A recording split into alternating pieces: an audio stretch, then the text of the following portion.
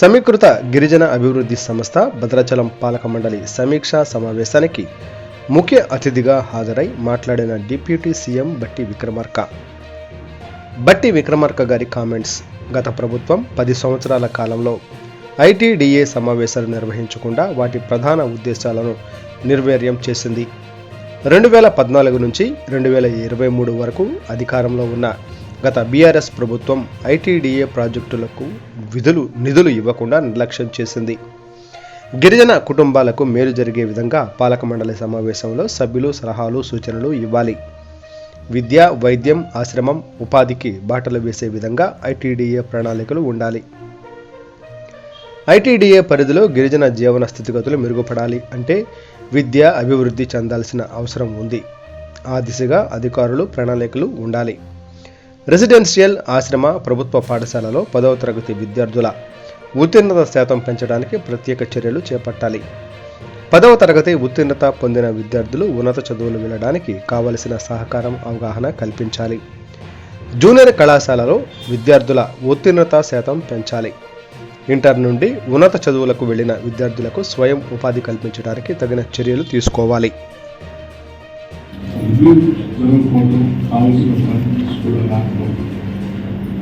ఏ ప్రధాన ఉద్దేశంతో అయితే ఐటీడీఏలు స్థాపించామో ఆ ఉద్దేశాలన్నీ పూర్తిగా నెరవేరైపోయాయని చాలా స్పష్టంగా చెప్పారు. వాస్తవం కూడా.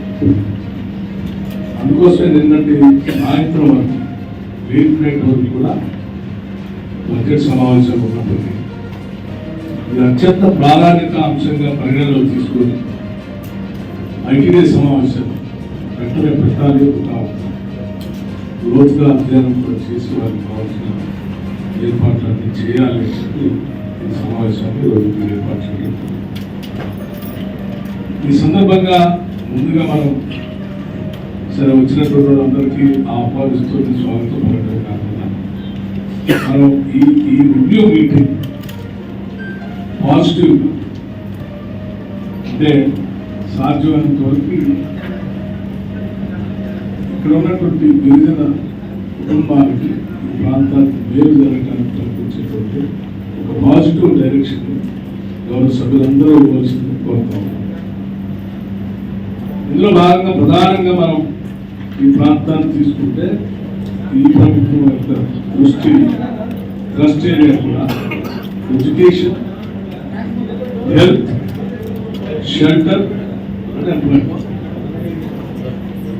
Education, health, employment, shelter.